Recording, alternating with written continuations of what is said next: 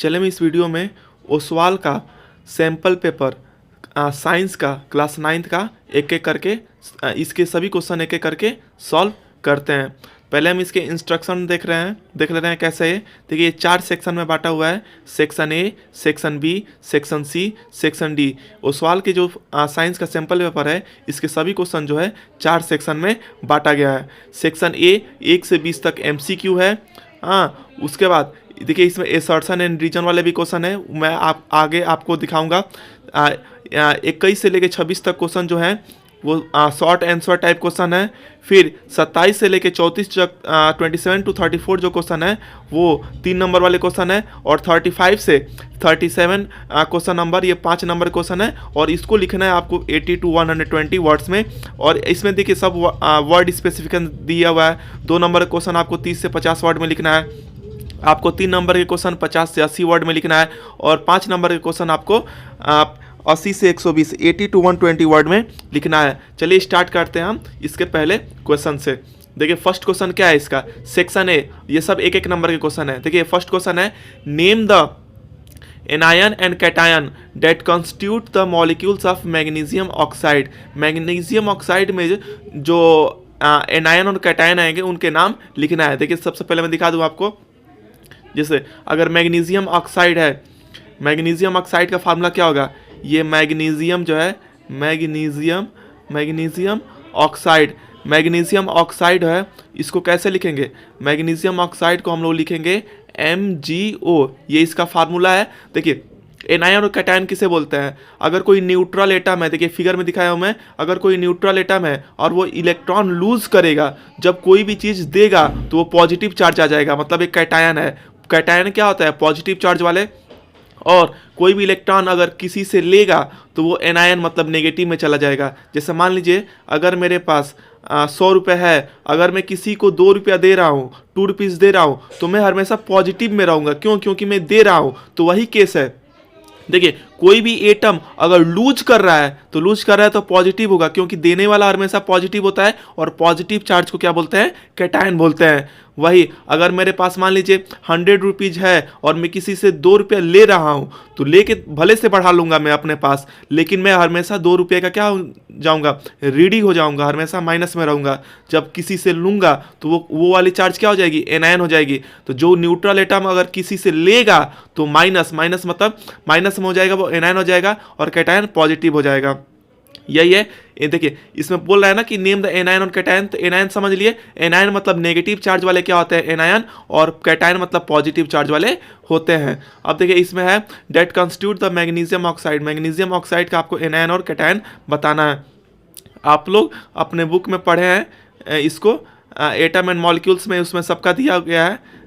Class 9th के science में देखो मैग्नीशियम का चार्ज क्या होता है, मैग्नीशियम का चार्ज होता है Mg, और इस पे 2 पॉजिटिव चार्ज होता है। 2 पॉजिटिव चार्ज में कौन सा होता है, पॉजिटिव चार्ज कैटायन में होता है। किस में होता है, कैटायन में। तो नेम करना है ना, इसमें क्वेश्चन में दिया है, देखिए एनायन और कैटायन बताना है मैग्नीशियम ऑक्साइड का। तो मैग्नीशियम ऑक्साइड का कैटायन क्या है, Mg2+। और इसमें देखिए अगर ऑक्साइड में देखेंगे तो ऑक्साइड का हम चार्ज क्या जानते हैं, ऑक्साइड का चार्ज होता है, ऑक्साइड का चार्ज होता है 2-, ये नेगेटिव में होता है। और नेगेटिव वाले को क्या बताते हैं, यहाँ बताया हो ना, नेगेटिव वाले देखिए यहाँ पे माइनस चार्ज नेगेटिव होती है, नेगेटिव वाला एनायन होता है। तो ऑक्साइड क्या हो जाएगा, इसका एनायन हो जाएगा।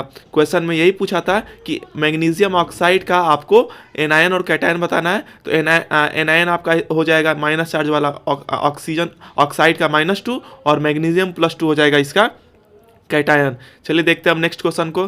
देखिए डिफाइन एटॉमिक नंबर को हमें डिफाइन करना है। देखिए कैसे करेंगे, देखिए एटॉमिक नंबर पहले मैं आपको इसका डिफाइन कर दूं। एटॉमिक नंबर किसे बोलते हैं, एटॉमिक नंबर जो होता है, एटॉमिक नंबर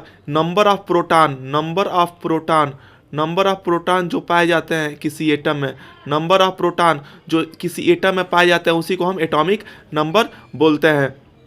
जैसे अगर मान लीजिए देखिए फिगर में यहाँ पे दिखाया हूँ, यहाँ पे देखिए फिगर में ये प्रोटॉन कितना है, 1 है, और इलेक्ट्रॉन इसके चारों तरफ रिवॉल्व कर रहा है। न्यूक्लियस में एक प्रोटॉन और इलेक्ट्रॉन चारों तरफ रिवॉल्व कर रहा है। तो ये किसका एटम है, हाइड्रोजन एटम का। तो जितने प्रोटॉन उतने एटॉमिक नंबर, उतना ही उसका एटॉमिक नंबर। जैसे अगर मैं सोडियम है, सोडियम, सोडियम का नाम ले रहा हूँ, सोडियम को हम लोग डिनोट करते हैं Na से। इसका एटॉमिक नंबर कितना होता है? इसका एटॉमिक नंबर 11 होता है। 11 क्यों होता है? क्योंकि जैसे इसके न्यूक्लियस में 11 प्रोटॉन होते हैं और इसके चारों तरफ इलेक्ट्रॉन रिवॉल्व करते हैं, तो जितने नंबर प्रोटॉन को होंगे उतना ही एटॉमिक नंबर होगा। मतलब नंबर ऑफ प्रोटॉन किसके बराबर होगा? एटॉमिक नंबर के बराबर होगा। एटॉमिक नंबर किसे बोलेंगे? किसी भी एटम के न्यूक्लियस में जितना प्रोटॉन होगा उसी को हम एटॉमिक नंबर बोलेंगे। आप इसको लिख लेंगे डिस्क्राइब करके, मैं इसको बस समझा दे रहा हूँ। नेक्स्ट क्वेश्चन देखिए यहाँ पे, Seema visited a natural gas compressing unit. Seema ने एक विजिट किया नेचुरल गैस कंप्रेसिंग यूनिट के पास। उसने देखा कि जो गैस है उसको लिक्विडफाइड करके स्पेसिफिक कंडीशन और टेम्परेचर पे, जैसे गैस को लिक्विड में किया जा रहा है किसी स्पेसिफिक टेम्परेचर और प्रेशर के साथ, वो अपने एक्सपीरियंस को अपने फ्रेंड के साथ शेयर की। सी गॉट, वो कन्फ्यूज हो गई कि कंडीशन क्या थी। जैसे उसने देखा कि गैस जो है, गैस को उसको कंप्रेस करके लिक्विड के फॉर्म में किया जा रहा है। वो कंफ्यूज हो गई कि ऐसे क्या, किस कंडीशन में किया जा रहा होगा, प्रेशर करके कम करके कि टेम्परेचर कम करके। यही देखिए, आप अधिकतर देखते होंगे जो ये गैस सिलेंडर होता है, ये एलपीजी जो गैस सिलेंडर होता है, ये गैस सिलेंडर में क्या होता है, इसमें गैस ही को प्रेशराइज करके, सीमा ने यही देखा, उसने देखा कि गैस को प्रेशराइज करके इसमें डाला जाता है लिक्विड के फॉर्म में। तो कंडीशन क्या होनी चाहिए? कंडीशन ये होनी चाहिए, अगर इसको डालना है तो हमें टेम्परेचर को कम करना पड़ेगा और प्रेशर को ज़्यादा करना पड़ेगा, तभी गैस जो है लिक्विड के फॉर्म में आएगा। जब टेम्परेचर को कम करेंगे और प्रेशर को ज़्यादा करेंगे तो गैस को हम लिक्विड में चेंज कर सकते हैं। तो ऑप्शन कौन सा सही हो जाएगा? इसमें ऑप्शन सी सही हो जाएगा। नेक्स्ट क्वेश्चन देखते हैं। इसमें देखिए, a mixture of sulphur and carbon disulphide, ये कैसा सल्फर है? तो मिक्सचर ऑफ सल्फर और कार्बन डाइऑक्साइड कैसा बताना है आपको कि हेट्रोजीनियस है कि होमोजीनियस है। ये टिंडल इफेक्ट शो करेगा कि टिंडल इफेक्ट शो नहीं करेगा। देखिए, मैं आपको पहले इसको फिगर से समझाता हूँ। देखिए, टिंडल इफेक्ट किसे कहते हैं? देखिए, यहाँ पे जंगलों में देखते हैं अगर धूप की रोशनी जाती है तो ये देख रहे हैं ना, ये जो एयर में जो पार्टिकल्स होते हैं, ये धूप की रोशनी, अगर आप इसको ये देखेंगे यहाँ से, तो इसमें जो पार्टिकल है ना, ये सूर्य की रोशनी जो पड़ती है जंगलों में, इसमें एयर के पार्टिकल एक एक करके दिखते हैं। तो एयर का पार्टिकल जो है, जो गैस के पार्टिकल है, वो जो एयर के पार्टिकल है वो गैस में मिक्सअप नहीं हो पाते हैं, मतलब वो हेट्रोजीनियस होता है। वैसे ही सल्फर और कार्बन डाइसल्फाइड को जब आप मिक्स करेंगे तो ये अच्छे से मिक्स नहीं होगा, तो ये हेट्रोजीनियस होगा। क्या होगा? हेट्रोजीनियस। हेट्रोजीनियस में पार्टिकल अच्छे से मिक्स नहीं करते हैं और ये टिंडल इफेक्ट शो करेगा। देख रहे हैं टिंडल इफेक्ट आपको, टिंडल इफेक्ट ऐसा ही होता है, जो हवा में जो छोटे छोटे पार्टिकल होते हैं वो लाइट को स्कैटर कर देते हैं, इधर उधर फैला देते हैं, तो ये टिंडल इफेक्ट शो करेगा। मतलब ये हेट्रोजीनियस होगा और टिंडल इफेक्ट शो करेगा। मतलब इसका ऑप्शन कौन सा सही हो जाएगा? इसमें जो है ऑप्शन ए सही हो जाएगा। सल्फर और कार्बन डाइसल्फाइड जो है टिंडल इफेक्ट शो करेगा और ये हेट्रोजीनियस होगा। हेट्रोजीनियस मतलब इसके पार्टिकल अच्छे से मिलेंगे नहीं और इसके पार्टिकल जो है वो गैस सन के लाइट को वो क्या कर देंगे, लाइट के बीम है उसको स्कैटर कर देंगे, तो टिंडल इफेक्ट शो करेंगे। देखते हैं अब हम नेक्स्ट क्वेश्चन को। देखिए, नेक्स्ट क्वेश्चन है, what is the unit of gravitational constant. Gravitational constant की यूनिट क्या होती है? चलिए मैं आपको पहले बताता हूँ ग्रेविटेशनल कांस्टेंट होता क्या है। अगर एक बड़ा ऑब्जेक्ट है उसका मास कैपिटल एम है, एक छोटा ऑब्जेक्ट है उसका मास स्मॉल एम है, और दोनों के बीच में अगर डिस्टेंस डी लग रहा है तो रिलेशन कैसे होता है? जो फोर्स होगा दोनों के बीच में वो डायरेक्टली प्रोपोर्शनल होगा दोनों के मल्टीप्लाई के। जैसे कैपिटल एम स्मॉल एम, जो फोर्स होगा दोनों के मल्टीप्लाई के डायरेक्टली प्रोपोर्शनल होगा, और फोर्स जो होगा वो इनवर्सली प्रोपोर्शनल होगा। इसके बीच में डिस्टेंस है ना डी के, इसके स्क्वायर के इनवर्सली प्रोपोर्शनल होगा। जब पहले और दूसरे इक्वेशन को आप मैच करेंगे, मिक्स करेंगे, तो फोर्स डायरेक्टली प्रोपोर्शनल हो जाएगा M capital M small m upon d square. It means जब ये डायरेक्टली प्रोपोर्शनल आप हटाएंगे तो F इजिकल टू क्या हो जाएगा? कांस्टेंट में आपका G मल्टीप्लाई हो जाएगा capital M small m upon d square. यही जो G है यही ग्रेविटेशनल कांस्टेंट है। तो देखिए इसको जी को हम कैसे लिख सकते हैं, जी को हम लिख सकते हैं फार्मूला में एफ का मल्टीप्लाई हो जाएगा ये डी स्क्वायर से, और नीचे capital M multiply small m हो जाएगा। फोर्स की यूनिट क्या होती है, फोर्स की यूनिट होती है न्यूटन, और डिस्टेंस की क्या होती है, मीटर। तो डी स्क्वायर मतलब मीटर स्क्वायर हो जाएगा। नीचे ये मास है ना, कैपिटल एम स्मॉल एम मतलब ये मास है, मतलब ये केजी हो जाएगा, ये केजी हो जाएगा। मतलब अब इसको कैसे लिख सकते हैं, newton metre square upon kg square kilogram square, यही इसकी यूनिट है। देखिए इसकी यूनिट पूछ रहा है, यूनिट क्या है, तो यूनिट इसकी है, यूनिट जो है ग्रेविटेशनल कांस्टेंट की है वह newton metre square upon kg square, या इसको लिख सकते हैं ऊपर के फॉर्म में न्यूटन स्क्वायर मीटर है, और ये केजी ये -2 हो जाएगा, जब पावर नीचे से ऊपर जाता है तो -2 हो जाता है। तो आप या तो ये आंसर लिख सकते हैं या फिर ये दोनों ये आंसर सही है। अब कहाँ से आया मैंने इसको ये बता दिया।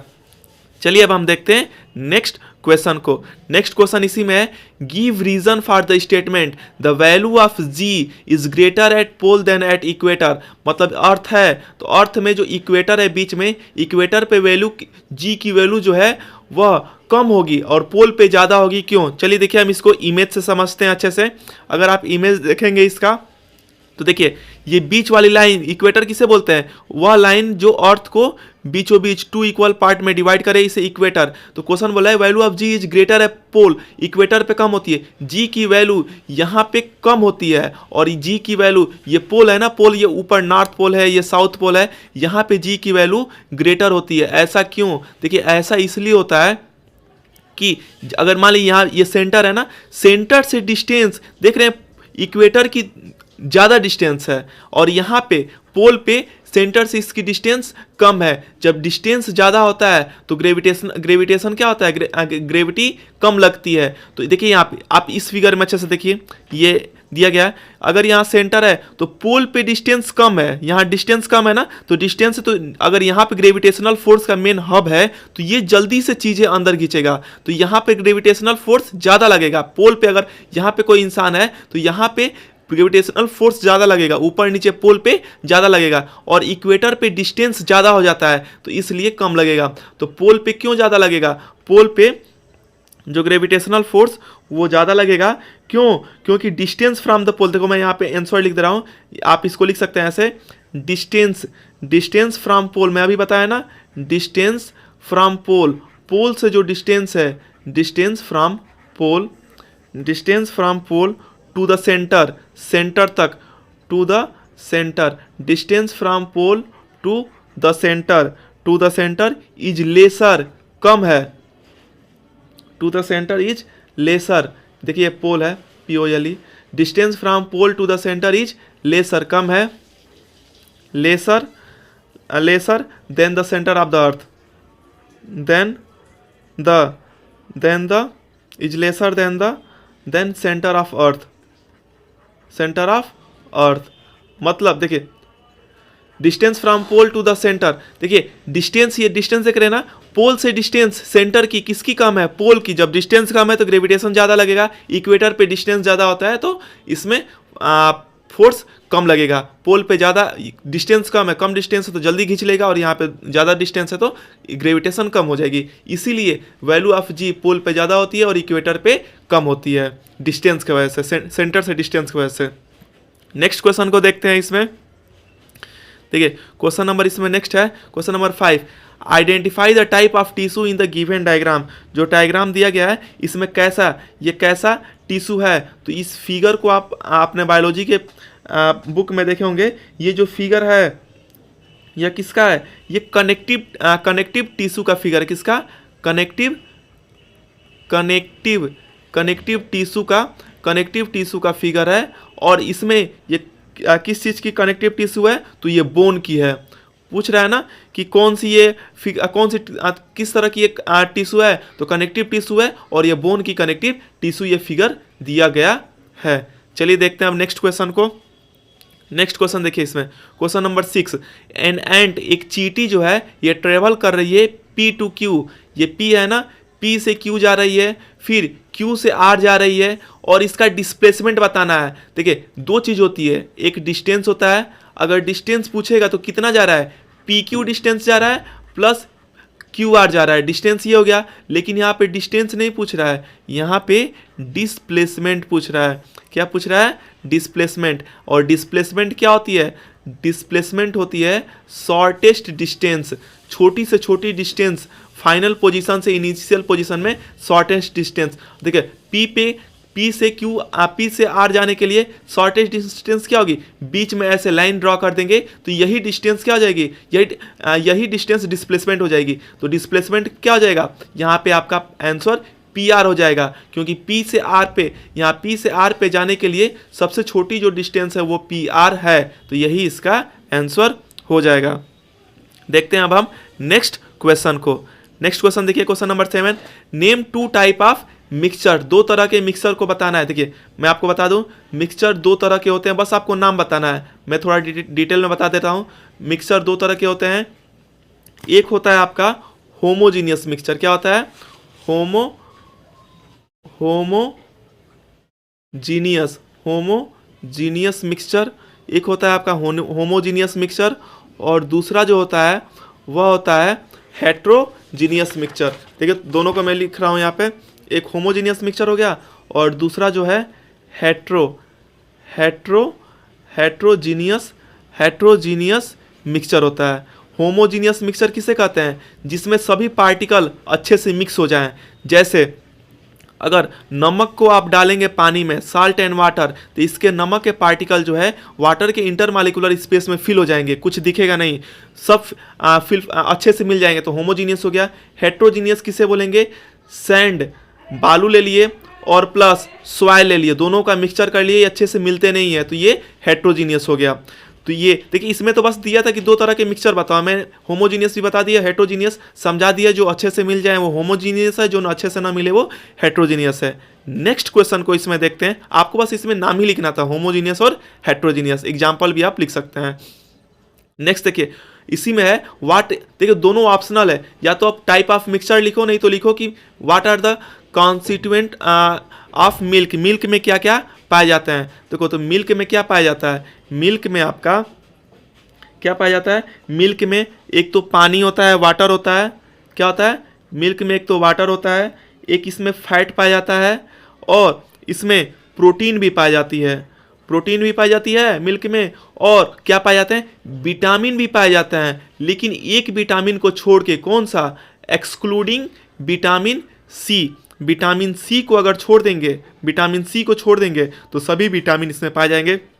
पूछ रहा है मिल्क में क्या पाए जाते हैं, मिल्क में पानी पाया जाता है, फैट होता है, प्रोटीन होता है, विटामिन होता है। विटामिन में विटामिन सी को सभी पाया जाता है। विटामिन 1, विटामिन 2, 3, 4, 5, 6 जो होता है ना, विटामिन ए बी सी को छोड़ के D E F D E तक होता है। तो vitamin A, vitamin B, vitamin D, vitamin E और विटामिन के इसमें पाए जाते हैं। देखते हैं अब हम नेक्स्ट क्वेश्चन को, देखते हैं नेक्स्ट क्वेश्चन को। नेक्स्ट क्वेश्चन है which of the following compound, कौन सा कंपाउंड इसमें जो दिया गया है, कौन सा कंपाउंड है पॉलीएटॉमिक आयन, इसमें कौन सा कंपाउंड में पॉलीएटॉमिक आयन है। कंपाउंड ये दिया है, एक है NaOH है, दूसरा कंपाउंड है इसमें NaCl है, फिर ये क्या है, फिर Na2O है, और चौथा है NaNO3 है। देखिए तो ये सोडियम हाइड्रोक्साइड है, सोडियम क्लोराइड है, सोडियम ऑक्साइड और सोडियम नाइट्रेट है। चलिए अब इसमें देखते हैं कि कौन सा इसमें पॉलीएटॉमिक आयन है। पॉलीएटॉमिक आयन किसे बोलेंगे, पॉलीएटॉमिक किसे बोलते हैं, पॉलीएटॉमिक आयन वो होते हैं जिसमें एक से ज़्यादा, 1 से ज़्यादा एटम हो। ऐसे जिसमें 1 से ज़्यादा एटम हो उसे हम पॉलीएटॉमिक आयन बोलते हैं। और इसकी एक और प्रॉपर्टी होती है कि इसके 2 लेटर कैपिटल में लिखे हों, और उसके बाद कि इसमें आप 2 लेटर कैपिटल में देखते हैं इसके आयन के। तो देखिए किसमें है, यहाँ पे देखिए एक से ज़्यादा उसमें हो, देखिए यहाँ पे इस वाले केस में NaNO3 में देखिए NO दोनों कैपिटल लेटर में लिखा गया है NO, और यहाँ पे ये मैक्सिमम नंबर में देखें 3 नंबर है, इतना किसी में नहीं है। यहाँ पे NO3 जो है NaNO, पहले ये एक कंडीशन की दोनों कैपिटल में होना चाहिए, कैपिटल में हो गया, और ये मैक्सिमम नंबर में यहाँ पे एटम है, यहाँ पे 3 एटम है, तो इसमें कौन सा पॉलीएटॉमिक एटम होगा, आयन होगा, तो इसमें NaNO3 हो जाएगा। तो आंसर इसका क्या हो जाएगा, आंसर इसका NaNO3 हो जाएगा, क्योंकि इसमें आयन क्या है, मैक्सिमम है, और इसमें कैपिटल लेटर में भी लिखा गया है, 2 कैपिटल लेटर में लिखा गया है।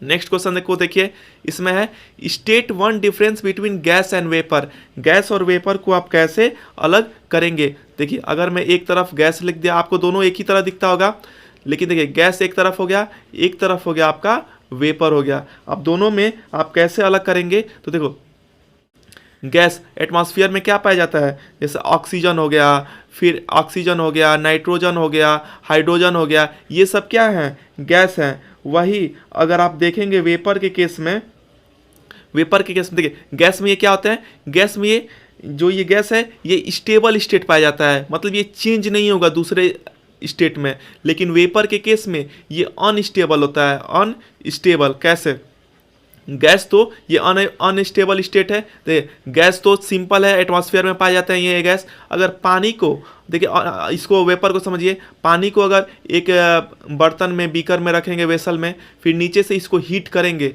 इसको अगर फ्लेम से हीट करेंगे तो लिक्विड जो है वह वेपर में चेंज होगा। किस में चेंज होगा, वेपर में। और वेपर को आप ठंडा करके फिर लिक्विड में चेंज कर सकते हैं। इसका मतलब ये अनस्टेबल है। अनस्टेबल मतलब ये एक ही स्टेट में नहीं रहता है।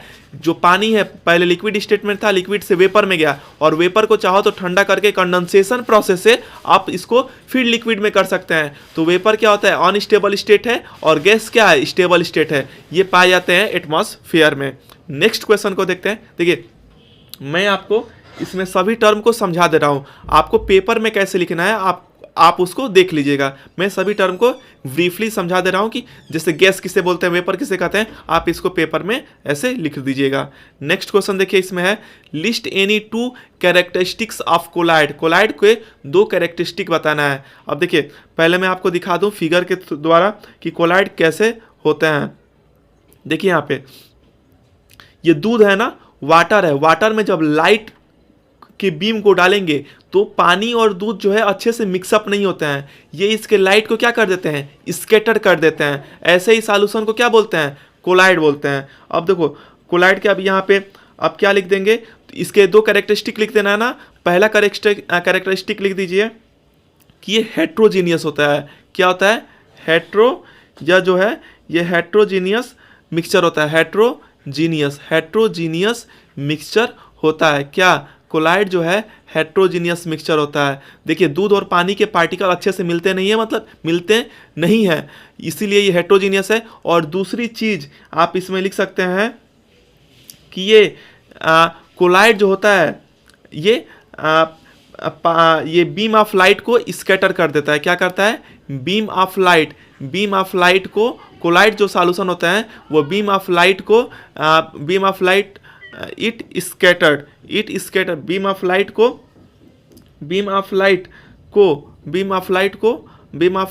यहाँ पे लिख देंगे ऐसे, it scattered colloid solution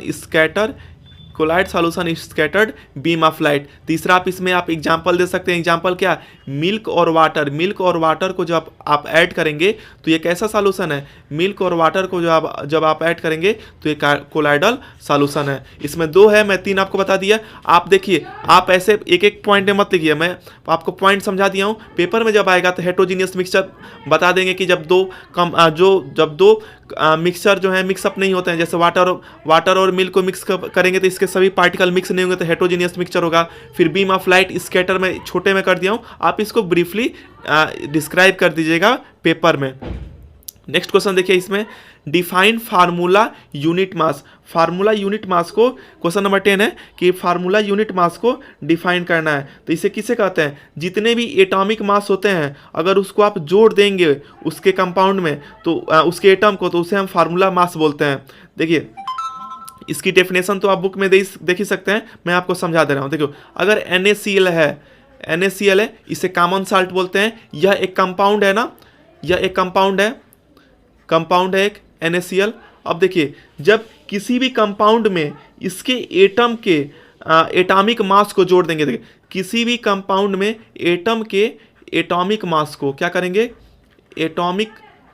atomic mass को जोड़ देंगे तो उसे हम फार्मूला यूनिट मास बोलते हैं। देखिए मैं शॉर्टकट में आपको बता रहा हूँ, आप पेपर में अच्छे से लिखना। देखो डेफिनेशन क्या होगा फार्मूला यूनिट मास का। फार्मूला यूनिट मास का डेफिनेशन देखिए क्या होगा, किसी भी कंपाउंड को, जैसे एग्जांपल NaCl है, किसी भी कंपाउंड में जो भी एटम है, जैसे सोडियम एटम है, क्लोरीन एटम है, किसी भी कंपाउंड में जो भी एटम है उसके एटॉमिक मास को अगर आप ऐड कर देंगे तो उसी को हम फार्मूला यूनिट मास बोलते हैं। फार्मूला यूनिट मास किसे बोलते हैं, किसी भी कंपाउंड में उसके एटम के एटॉमिक मास को ऐड करेंगे तो वही फार्मूला यूनिट मास होता है। जैसे NaCl है, इसमें दो एटम है ना, एक सोडियम है और एक क्लोरीन है, दोनों के आप एटॉमिक मास को जोड़ दीजिए। सोडियम का एटॉमिक मास होता है आपका 23 और क्लोरीन एक है, इसका एटॉमिक मास होता है 35.5। तो ये 23 प्लस 35.5 मतलब इसको ऐड करेंगे तो आपका हो जाएगा 58.5 यूनिट हो जाएगी। यही इसका एटॉमिक फार्मूला यूनिट मास हो जाएगा। तो देख रहे हैं फार्मूला यूनिट मास किसे बोलते हैं, फिर से मैं डिस्क्राइब कर दे रहा हूँ। कोई भी कंपाउंड है उसके एटम के एटॉमिक मास को जोड़ देंगे तो जो रिजल्ट आएगा वही फार्मूला यूनिट मास है। यही होता है, एग्जाम्पल से आप इसको दिखा सकते हैं। नेक्स्ट क्वेश्चन देखिए, इसमें नेक्स्ट क्वेश्चन है, इसमें state the law of conservation of mass. Law of conservation of मास किसे कहते हैं। देखिए मैं आपको इसको डिस्क्राइब कर दे रहा हूँ, समझा दे रहा हूँ इसके एक टर्म को। आप पेपर में लिखने वाला काम आपका है, बस मैं इसको समझाऊंगा। लिखना आप पेपर में आपके तो बुक में दिया होगा लॉ ऑफ कंजर्वेशन ऑफ मास, लेकिन मैं समझा दे रहा हूँ कि कैसे होता है। देखिए आप एक कोनिकल फ्लास्क लेंगे, मैं इसको समझा दूं। देखिए ये आप ये जो है, ये जो शेप लिए हैं ये क्या है, कोनिकल फ्लास्क एक लिए हैं। फिर इसमें अगर पानी कोई सॉल्यूशन है और एक थ्रेड से यहाँ पे एक टेस्ट ट्यूब में एक सॉल्यूशन ले लिए। मान लीजिए एक टेस्ट ट्यूब है, इसमें कोई सॉल्यूशन है। देखिए ये क्या है, जो ये है ये सॉल्यूशन ऑफ वाई, मान लीजिए सॉल्यूशन है किसका, एक सॉल्यूशन वाई है। इस टेस्ट ट्यूब में क्या है, इसमें मान लीजिए सॉल्यूशन एक्स है, क्या है, सॉल्यूशन एक्स है। अब देखिए इसमें सॉल्यूशन एक्स है, इसमें सॉल्यूशन वाई है। अगर किसी कोनिकल फ्लास्क में एक सॉल्यूशन एक्स ले रहे हैं, सॉल्यूशन वाई ले रहे हैं, अगर आप इसमें क्या करेंगे, देखिए लॉ ऑफ कंजर्वेशन ऑफ मास पूछ रहा है ना। Law of conservation of mass बोलता है कि energy neither be created not be destroyed. Energy जो है, जो मास होता है केमिकल रिएक्शन में, जो मास होता है वह न तो क्रिएट होता है न तो डिस्ट्रॉय होता है। Law of conservation of mass बोलता है कि कोई भी केमिकल रिएक्शन में एनर्जी जो मास होता है neither be created not be destroyed. Chemical देखो यहाँ पे केमिकल, ये लॉ ऑफ कंजर्वेशन ऑफ मास है ना, तो मास न तो डिस्ट्रॉय होगा और ना ही उसको हम क्रिएट कर सकते हैं। एग्जाम्पल के लिए देखिए, अगर कोनिकल फ्लास्क में अगर एक टेस्ट ट्यूब में एक सॉल्यूशन लिए हैं एक्स और सॉल्यूशन लिए हैं और इसके कोनिकल फ्लास्क में सॉल्यूशन है वाई, जब आप इन दोनों को मिला देंगे तो दोनों का मास, देखिए दोनों का मास ऐड करेंगे तो जो पहले था, जितना इसमें था पहले और इतने दोनों का जो मास होगा दोनों के इक्वल के बराबर होगा। मतलब mass neither be created not be destroyed. तो स्टेटमेंट क्या हो जाएगा, mass, law of conservation of mass बोलता है मास नाइदर बी क्रिएटेड फिर नॉर बी डिस्ट्रॉयड। मास को न तो हम क्रिएट कर सकते हैं और न ही डिस्ट्रॉय कर सकते हैं। देखिए डिस्ट्रॉय की स्पेलिंग गलत हो गई, DESTROY।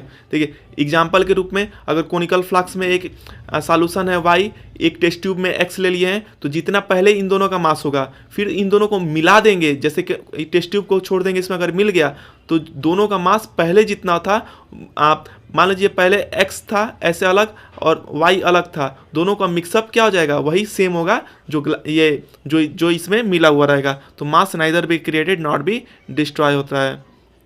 नेक्स्ट क्वेश्चन देखिए, state one function of Golgi apparatus. इसके एक फंक्शन को आपको स्टेट करना है। चलिए मैं इसके पहले सेल को पूरा ब्रीफली डिस्क्राइब कर देता हूँ, उसके बाद इसमें गोल्जी एपरेटस भी आ जाएगा।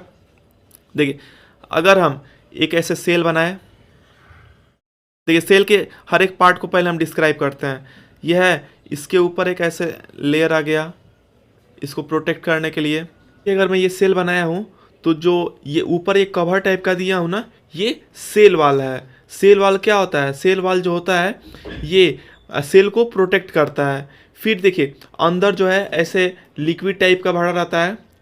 मैं देखो एक ही बार में सबका टर्म का डेफिनेशन बता दे रहा हूँ।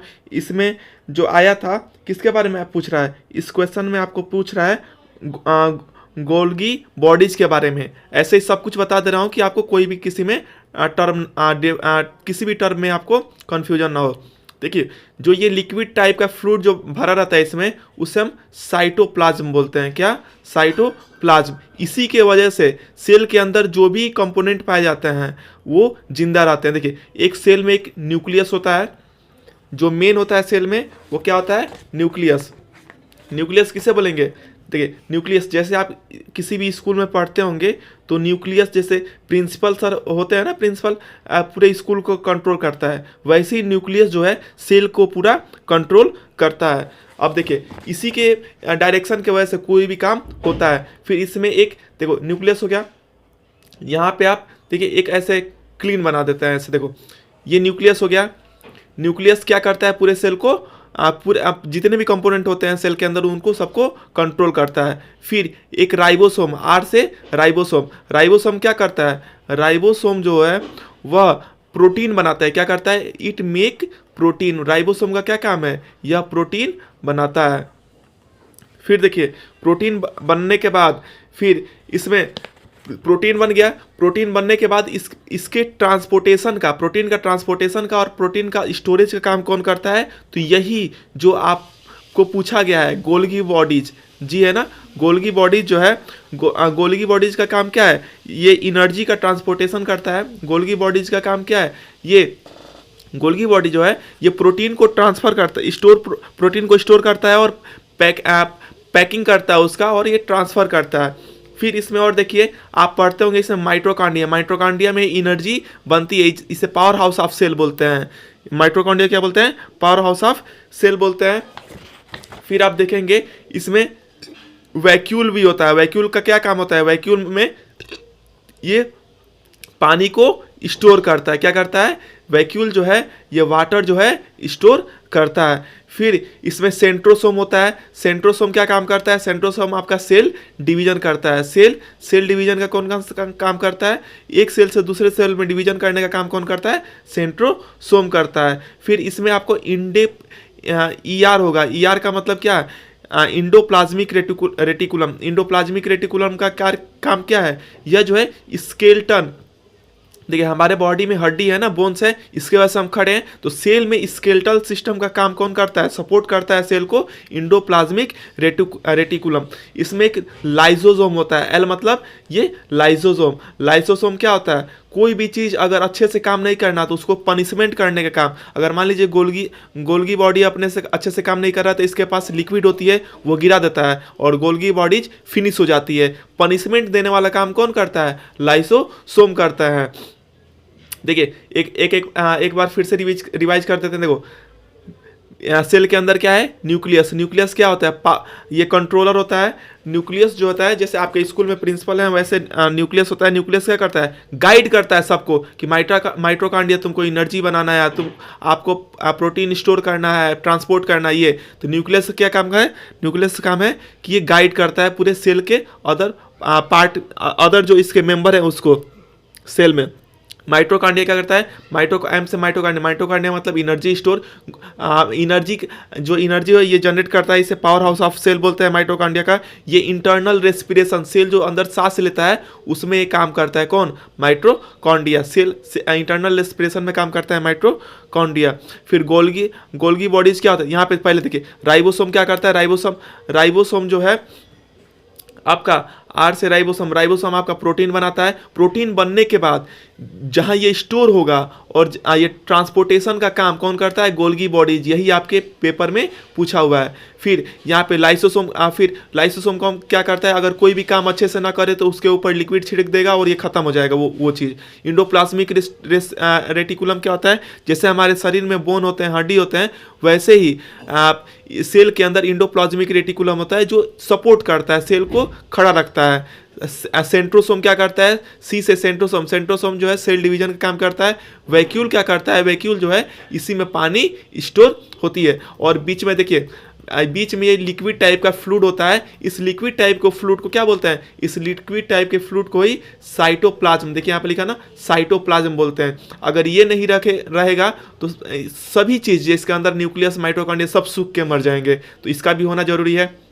और ये देखिए लिक्विड है ना, ये एक पैकिंग से बंधी रहती है। जैसे मेम्ब्रेन एक झिल्ली से, मेम्ब्रेन मतलब एक प्लास्टिक टाइप का झिल्ली टाइप का होता है, एक मेम्ब्रेन इसके चारों तरफ लगी हुई जो इसको बाहर नहीं निकलने देती है। सेंट्रोसोम को बाहर नहीं निकलने देगी, वैक्यूल को बाहर नहीं निकलने देगी। इस झिल्ली को बोलते हैं सेल मेम्ब्रेन। क्या बोलते हैं? Cell membrane. इसको क्या बोलते हैं? सेल मेम्ब्रेन बोलते हैं। और इसके ऊपर, सेल मेम्ब्रेन के ऊपर भी एक कवरिंग होती है, उस कवरिंग को हम लोग सेल वॉल बोलते हैं। क्या बोलते हैं? Cell wall. ये था इसके बारे में। अब देखिए पीछे देखेंगे, क्वेश्चन क्या था? क्वेश्चन था कि एक फंक्शन बताना है गोल्गी अपरेटस का। तो गोल्गी अपरेटस का काम क्या है? इसका काम है कि यह स्टोर करता है किसको? प्रोटीन। प्रोटीन बनाता कौन है? मैं अभी पीछे बताया, प्रोटीन आपका बनाता है राइबोसोम, लेकिन स्टोर करता है प्रोटीन को कौन?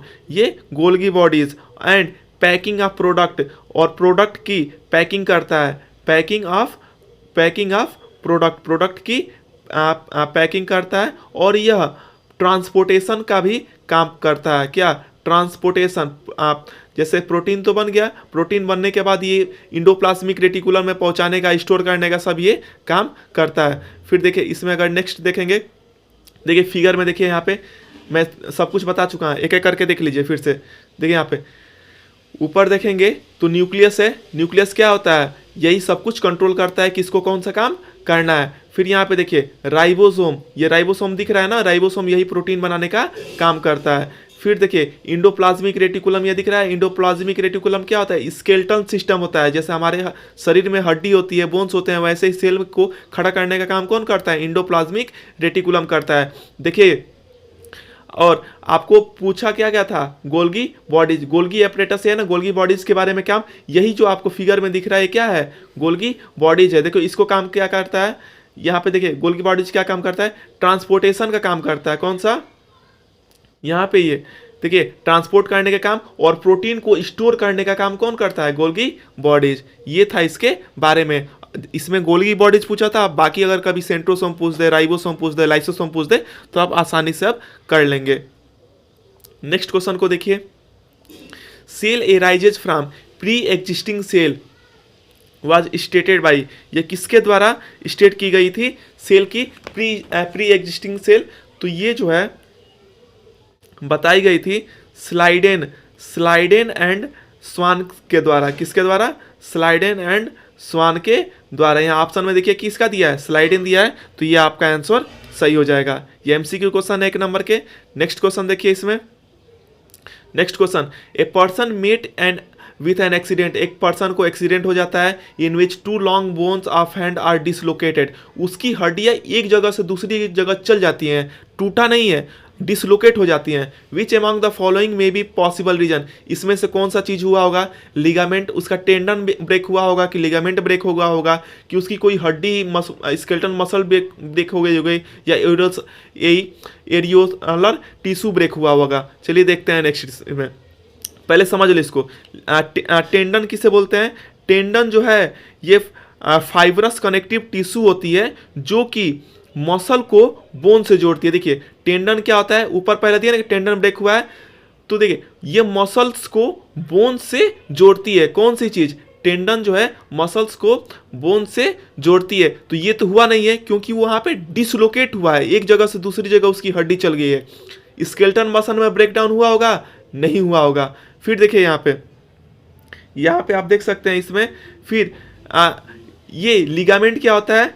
या ये लिगामेंट वाला देखिए, ये लिगामेंट वाला पोर्शन है। लिगामेंट क्या करता है, लिगामेंट जो है इलास्टिक बॉन्ड ऑफ टिश्यू होता है जो कि बोन्स को एक बोन को दूसरे बोन से कनेक्ट करता है।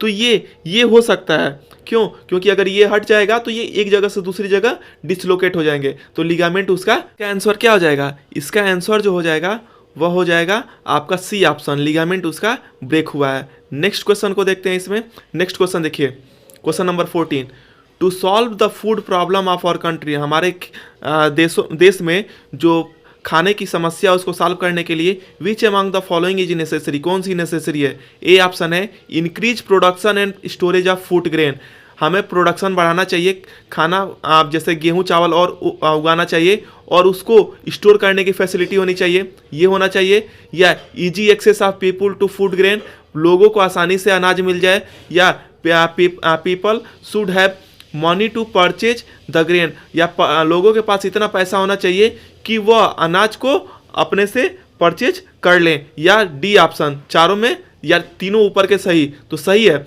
हमारे पास इनफ प्रोडक्शन होना चाहिए, स्टोरेज भी होना चाहिए, लोगों के पास आसानी से आना भी चाहिए और लोगों के पास पैसा होना चाहिए कि वो आसानी से परचेज कर लें।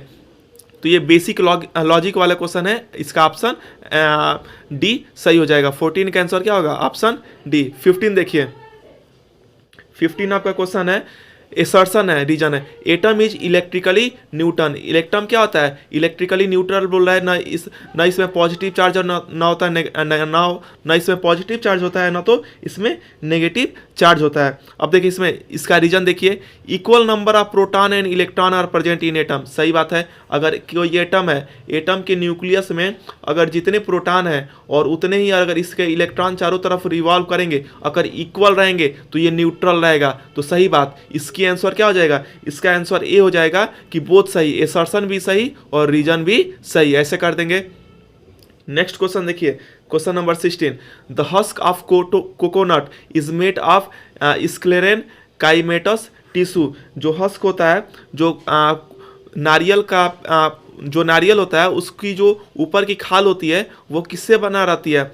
स्क्लेरेन काइमेटस टिश्यू से। रीजन है cell of sclerenchymatous tissue are dead, वो मरे हुए रहते हैं, with long and narrow wall thick due to lignin. देखिए इसका हम लोग रीजन देखते हैं, इसका फिगर पहले देखते हैं, समझते हैं। देखिए बोल रहा है कि ये जैसे फिगर में देखो ये हस्क दिया ना, जो इस ऊपर की खाल होती है वो किससे बना रहता है? स्क्लेरेन केमाइटस टिश्यू, इससे बना रहता है। तो ये सही बात है, इससे बना रहता है। और दूसरी चीज़, ये जो सेल होती है ये मरी हुई रहती है, तो सही बात है। इसमें देखिए जो ऊपर का हस्क है क्या होता है? ये डेड होते हैं। और long narrow thin thickens due to lignin, तो ये भी आपका ऑप्शन सही है, मतलब इसमें ए सही हो जाएगा। इसमें एसर्शन भी सही है और रीजन भी सही है।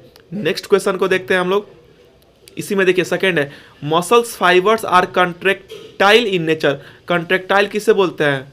देखिए मसल्स फाइबर दे रहा है कि कंट्रेक्टाइल इन नेचर होता है।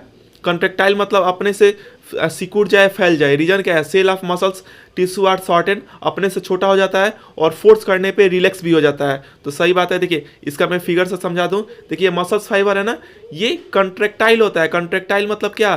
कि इसके अंदर प्रॉपर्टी होती है कि स्ट्रेच भी हो जाता है और ये सिकुड़ भी जाता है, फैल भी जाता है, सिकुड़ भी जाता है। तो छोटा भी हो जाता है फोर्स करने पे और अपने रिलैक्स स्टेज पे भी आ जाता है। तो इसका भी ऑप्शन क्या हो जाएगा?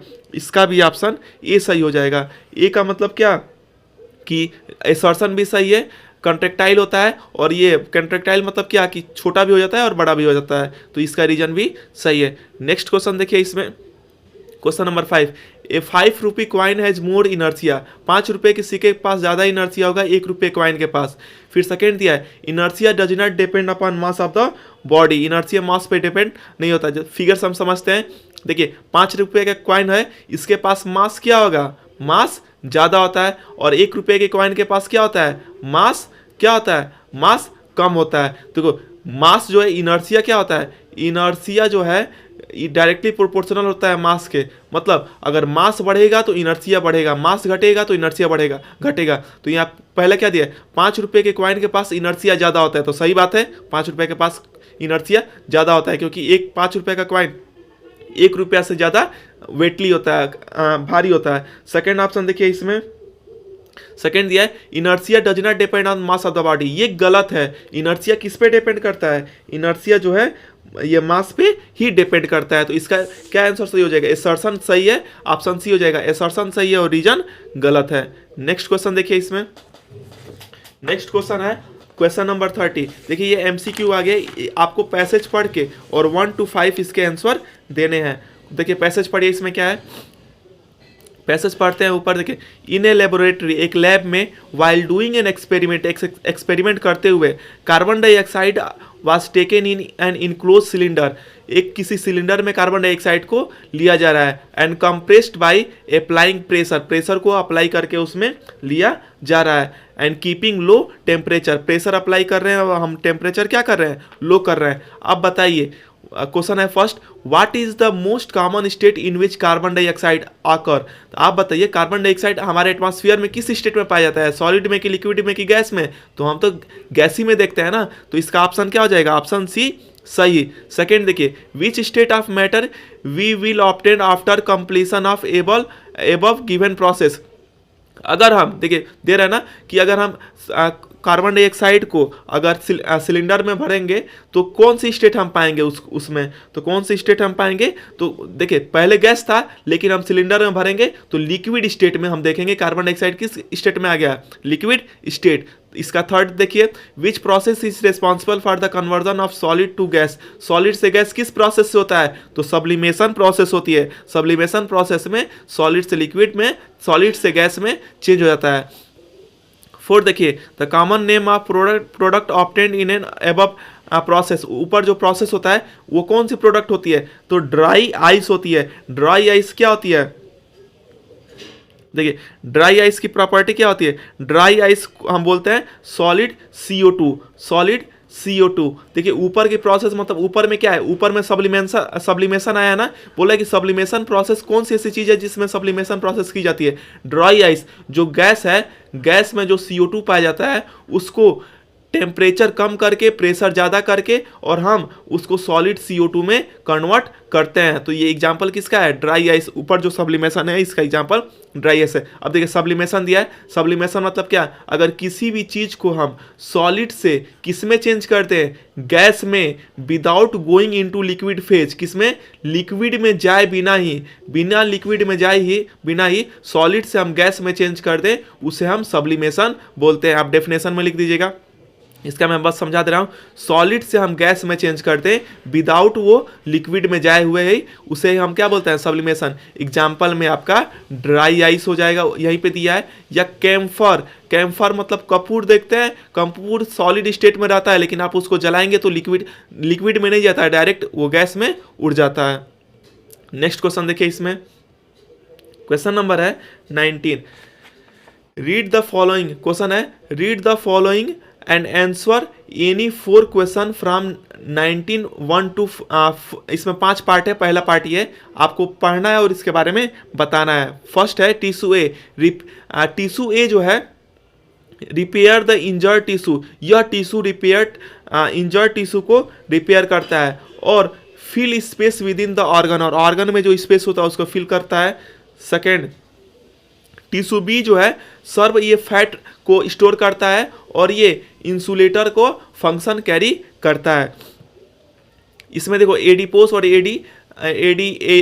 एरियोलर टिश्यू के बारे में बताया। देखो मैं आपको दोनों के बारे में थोड़ा सा बता दूं। जो 2 टिश्यू बार बार ऑप्शन में आ रहा है, एक है एरियोलर टिश्यू और दूसरा जो है इसमें, दूसरा है इसमें एडिपोस टिश्यू। ये 2 तरह के टिश्यू हैं, इसमें आ रहे हैं बार बार। देखिए एरियोलर टिश्यू क्या होता है? यह जो हमारे आर्गन होते हैं ना, इंटरनल आर्गन जो होते हैं, इंटरनल आर्गन जो हमारे अंदर इंटरनल आर्गन है उसके स्पेस को फिल करता है, उनके बीच के स्पेस को क्या करता है? फिल करता है। हाँ, और इसमें और फिल करता है और ट्रांसपोर्टेशन में हेल्प करता है।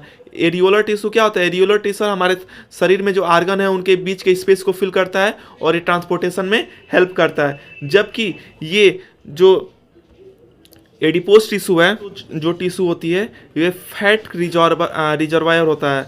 फैट रिजर्वायर मतलब फैट को स्टोर कौन करता है? Adipose tissue. और दोनों जो है वो ये लूज कनेक्टिव टिश्यू है। क्या है? लूज कनेक्टिव टिश्यू हैं, समझे? दोनों जो है लूज कनेक्टिव टिश्यू हैं। एरियोलर टिश्यू और एडिपोज टिश्यू क्या है? लूज कनेक्टिव टिश्यू हैं। ये हो गया। तो इसमें देखिए क्या है, फर्स्ट वाला क्या दिया है? Repair the injured tissue and fill space the organ. तो एक क्या हो जाएगा? एरियोलर टिश्यू, सही है ये वाला ऑप्शन। और बी क्या है? बी में देखिए फैट रिजर्वायर, तो बी क्या है? एडिपोज टिश्यू हो जाएगा। तो इसमें ऑप्शन कौन सा? इसमें ऑप्शन बी सही हो जाएगा। फर्स्ट का क्या हो जाएगा? बी। सेकेंड क्वेश्चन देखिए, इसमें सेकेंड वाला देखिए, लोकेशन ऑफ एबव टिश्यू, जो ऊपर जो एडिपोस्ट और एरियोलर टिश्यू था, इसका लोकेशन क्या होता है? टंग में होता है, मसल्स होता है, हाई नहीं। देखिए एडिपोस्ट कहाँ था? वो ऑर्गन के बीच में, तो स्किल और मसल्स के बीच में पाए जाते हैं। और इसमें देखिए ये स्किन और इंटरनल ऑर्गन के बीच में, तो हाँ, तो ये ऑप्शन सही हो जाएगा। तो इसमें इसका लोकेशन क्या हो जाएगा? ये ऑप्शन डी सही है। यहाँ पे स्किन और मसल्स के बीच में पाए जाते हैं एडिपोस और एरियोलर टिश्यू। नेक्स्ट देखिए इसमें, what will happen if cell are not organised in a tissue. अगर सेल ऑर्गेनाइज्ड नहीं होंगे टिश्यू में तो क्या होगा? देखिए इसमें अगर सेल ऑर्गेनाइज्ड नहीं होंगे तो क्या होगा? Various life process will be neatly organised, अच्छे से चलेंगे। तो ये तो गलत बात है, जब ऑर्गेनाइज्ड नहीं है तो कैसे अच्छे से चलेंगे? ए वाला गलत हो जाएगा। All the cell in the body will function smoothly, गलत है। जब ऑर्गेनाइज्ड ही नहीं है तो कैसे फंक्शन होंगे अच्छे से? There will be no coordination, गलत है, कोऑर्डिनेशन भी नहीं होगा। There will be no effect, देखिए ये there will be no coordination in the function of the cell and body, सही है।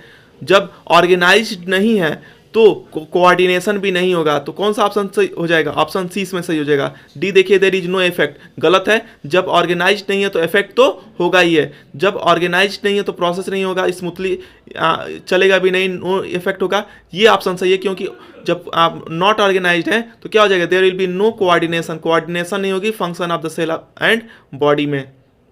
नेक्स्ट देखिए इसमें 4, which of this question throughout life which of this function throughout life without getting fatigue, मतलब बिना थके हुए पूरे जीवन भर काम कौन करता है? तो देखिए एक ही चीज़ होती है, हार्ट, हमारा जो कार्डियक मसल्स है। कार्डियक मसल में क्या आता है? हमारा दिल जो है हमेशा धड़कता है बिना थके हुए। तो इसमें कौन सा ऑप्शन सही हो जाएगा? इसमें आपका ऑप्शन डी सही हो जाएगा। नेक्स्ट देखिए इसमें, identify the type of animal tissue from the following. आपको एनिमल टिश्यू इसमें से आइडेंटिफाई करना है। तो कौन सा हो जाएगा? एनिमल टिश्यू जो है एरियोलर टिश्यू जो होते हैं या एनिमल टिश्यू होते हैं। आपको पता है ना, जो हमारे शरीर में पाए जाते हैं आर्गन के बीच में, तो यही क्या हो जाएगा? एनिमल टिश्यू हो जाएगा। तो 5 का आंसर क्या हो जाएगा? 5 का आंसर बी, 5th का बी हो जाएगा। नेक्स्ट देखिए इसमें, नेक्स्ट है देखिए, ये आपका 4th से रिलेटेड क्वेश्चन है। एक फिगर दिया हुआ है, डायग्राम, और इसके बाद इसमें क्या दिया हुआ है? इसमें 5 ऑप्शन है, एक एक करके देखते हैं। देखिए, ऑब्जर्व द डायग्राम, आपको डायग्राम को ऑब्जर्व करना है and answer any 4 question from 21 to 25। 21 और 25 के बीच में जो आंसर दिया है उसको आपको आंसर देना है। देखिए क्या है, 2 फोर्सेस F1, एक फोर्स यहाँ से 20 न्यूटन का लग रहा है, इधर से 30 न्यूटन का लग रहा है। तो नेट फोर्स कितना होगा? देखिए इधर से 20, इधर से 30, बीच में कितना हो जाएगा? दोनों अलग अलग डायरेक्शन है ना, तो 30 न्यूटन में से 20 न्यूटन माइनस कर देंगे तो कितना हो जाएगा? 10 न्यूटन। नेट फोर्स कितना का हो जाएगा? 10 न्यूटन हो जाएगा। तो इसमें ऑप्शन आपका डी सही हो जाएगा। नेक्स्ट देखिए इसमें second, state the direction of the net force acting on the object. Object पे डायरेक्शन किधर का लग रहा है? तो देखिए यहाँ पे डायरेक्शन ये 30 न्यूटन वाला ज़्यादा है ना, तो ये डायरेक्शन लगाएगा। तो क्या होगा? नेट फोर्स जो है इसमें जो सेकंड है, देखिए इसमें सेकंड पूछ रहा है ना कि डायरेक्शन आपको बताना है, तो डायरेक्शन क्या हो जाएगा? सेकंड का आंसर हो जाएगा। इसमें डायरेक्शन पूछ रहा है तो डायरेक्ट इसमें हो जाएगा कि जो नेट फोर्स लग रहा है, क्या हो जाएगा इसका आंसर? जो नेट फोर्स लग रहा है वह क्या हो जाएगा? Act along, net force act along the direction of क्या हो जाएगा? डायरेक्शन ऑफ फोर्स F2 के along जो है नेट फोर्स लगेगा। थर्ड क्वेश्चन देखिए, if the body still does not move under the application of these forces. इस application देखिए, बॉडी अगर मूव नहीं कर रही है, अगर कोई फोर्स लगा रहे हैं, बॉडी नहीं मूव कर रही है, तो कौन सी पॉसिबल रीजन होगी? देखिए, पॉसिबल रीजन तब होगी जब हर एक फोर्स क्या हो, बैलेंस हो। जब हर एक फोर्स बैलेंस होगा तो बॉडी मूव नहीं करेगी। तो बॉडी जो कब नहीं मूव करेगी? जब सभी फोर्स बैलेंस हो। फोर्थ क्वेश्चन देखिए, इसमें idea force and its direction, extra force और डायरेक्शन को आइडेंटिफाई करना है। देखिए, gravitational force, force of repulsion, force of attraction, extra force नहीं है। एक्स्ट्रा फोर्स क्या है इसमें? Frictional force. फ्रिक्शनल फोर्स क्या होता है? अगर हम कहीं चलते हैं रोड पे, तो जो अगर शूज है, शूज और आप ये ग्राउंड के बीच में जो फोर्स लगता है, जो इसको रोकता है स्लाइड करने से, आगे बढ़ने से, वहाँ क्या होता है? फोर्स ऑफ फ्रिक्शन होता है। और इसमें एक्स्ट्रा फोर्स और डायरेक्शन बताना है ना। देखो, इसमें दिया है फिगर, हम देखेंगे अगर इधर से कोई ऑब्जेक्ट मूव करा रहे हैं, इधर से मूव करा रहे हैं, तो इसमें एक्स्ट्रा फोर्स कौन सी लगेगी? नीचे से कौन सी लगेगी? यहाँ पे फ्रिक्शनल फोर्स लगेगी। तो इसका आंसर क्या हो जाएगा? Extra force. इसमें बताना है कि आइडेंटिफाई करना है एक्स्ट्रा फोर्स और डायरेक्शन, तो कौन सी हो जाएगी? फोर्स ऑफ फ्रिक्शन हो जाएगी। इसका ऑप्शन सी हो जाएगा सही। देखिए next question, Why not force is required to move an object with an constant velocity? constant velocity से फोर्स क्यों नहीं लगती है मूव करने के लिए? देखिए, फोर्स का फार्मूला जानते हैं, force equal to mass into acceleration. Acceleration क्या होता है? Rate of change of velocity final minus initial upon time. ये क्या होता है? एक्सीलरेशन होता है। कांस्टेंट वेलोसिटी मतलब कि ये चेंज इसमें कुछ हो ही नहीं रहा है। चेंज क्या हो रहा है? जीरो। और जीरो में किसी भी नंबर से मल्टीप्लाई करेंगे तो आंसर क्या हो जाएगा? जीरो। तो इसी वजह से फोर्स जो है रिक्वायर्ड नहीं होता है जब कोई भी चीज़ अगर कांस्टेंट वेलोसिटी से मूव करती है। मैं आपको एक्सप्रेशन के साथ इसको दिखा दिया। नेक्स्ट क्वेश्चन देखिए, इसमें नेक्स्ट क्वेश्चन है इसमें सेक्शन बी। सेक्शन बी है ना। देखिए 1 to 20 हम लोग क्वेश्चन कर लिए, ये वीडियो लेंदी हो रहा है। जो नेक्स्ट है सेक्शन बी, सेक्शन बी से आगे 21 से जो आगे क्वेश्चन है, इसको हम लोग नेक्स्ट वीडियो में देखेंगे। मिलते हैं आपसे हम नेक्स्ट वीडियो में। तब तक के लिए थैंक यू, कीप स्माइलिंग। मिलते हैं हम आपसे इस वीडियो के नेक्स्ट पार्ट में।